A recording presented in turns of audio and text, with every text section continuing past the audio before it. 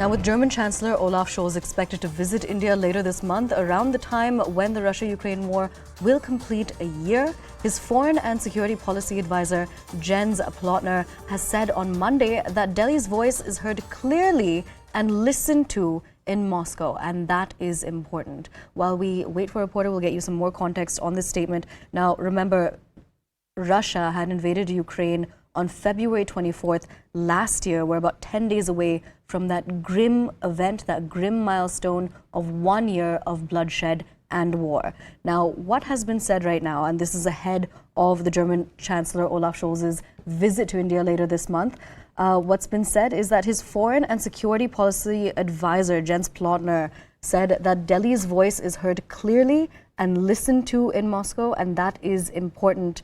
Now, while we await for our foreign affairs correspondent to get you some more details on the significance of this statement, it's also important to note that India and Russia share balanced ties. It's important to share balanced ties when it comes to India and Russia. And the statement that's come in to also elaborate on that is, again, from the German Chancellor Olaf Scholz's foreign and security policy advisor, who is saying that Delhi's voice is heard clearly and listened to in Moscow, and that is important. Now, remember, earlier last year at multiple international platforms, we have seen the Prime Minister say that it is not the era of war, and a very significant, very important statement there. Now, beyond this, what India's stance has been when it comes to Russia's war in Ukraine is they have consistently and constantly called for the immediate cessation of his hostilities, and India has continued to call for dialogue and diplomacy when it comes to the events that are taking place. Now, remember, the war in Ukraine, the 1 year anniversary is going, again, that grim milestone is going to be seen on February 24th.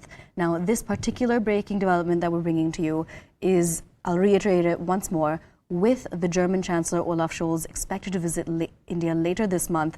A statement has come in, and this is from his foreign and security policy advisor, Jens Plotner. Now, what specifically has been said is that Delhi's voice is heard clearly and listened to in Moscow, and that is important. Now, remember, when we talk about what India's stance has been on the war, we will again reiterate that once more, but right now we have been able to connect to CNN News 18's foreign affairs correspondent Abhishek Jha. Abhishek, could you tell us more about the significance of this statement that's come in from Jens Plotner? And this is, again, ahead of German Chancellor Olaf Scholz's visit to India later this month. So clearly, while there has been this war between Russia and Ukraine going on for almost a year now, there is a sense in the European side that still India has a strong bond with Russia, where it can make some sense. It can make them understand the waste of war going on, and it's bad that everybody is feeling now, and probably that is the hope in which light Jens Plotner had said that Indian voice is heard in Moscow. And probably if India has some more influence to make them understand this whole concept, this war in Russia, between Russia and Ukraine, may cease, the hostilities may cease, and there could be some sense where both the sides can sit down and talk together. He did not say directly that India can have a role of mediator, but he said that India's voice is heard in Moscow very strongly. Can you tell us more about the geopolitical impact of this statement? Because this is a statement that's coming in from German security advisor saying that India's voice is heard in Russia. And could you also give us more details about what we're likely to see at the end of this month when the German Chancellor Olaf Scholz visits?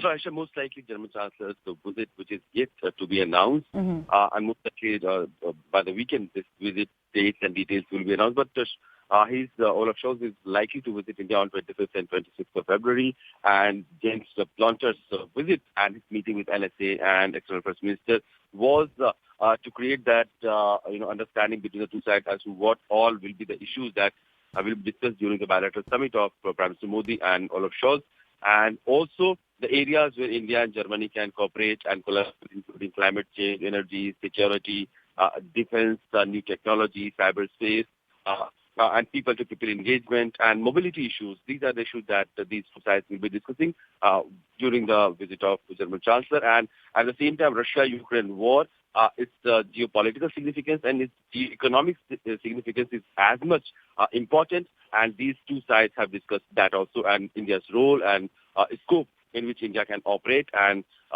kind of bring the tension down has also been understood to be have been discussed. All right, Abhishek, do stay with us because we're getting some breaking news coming in right now. China has reportedly started work on a new railway line between Xinjiang and Tibet. Now, the proposed new railway line will start in the Shigatsei region of Tibet. From there, it will run northwest along Tibet's border with Nepal. It is expected to enable faster deployment of the PLA. Now, we're crossing back over to CNN News 18's Foreign Affairs correspondent Abhishek Jha. Abhishek, can you tell us more about what we're learning about this new railway line? There has been, Aisha, for a very long time, this concept and this effort by China to connect Nepal through the areas where it can have, in the name of ties, bilateral trade ties, it can actually work as military,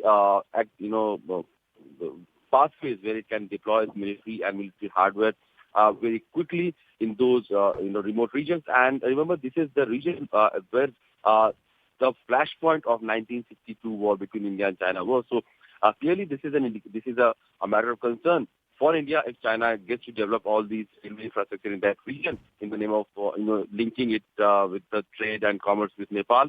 But at the same time, we have seen that India has also tried to upscale its development work, infrastructure work, and highways and connectivity in its northern border. So these are long-term shots by China to create a sense of insecurity and a dominance at the same time in the region of Himalaya, where it has clearly a counter or challenge coming from India. All right, Abhishek, thank you so much for joining us and for giving us all of those crucial details when it comes to these breaking stories. With this, we're heading into a very short break, but do stay with us for more.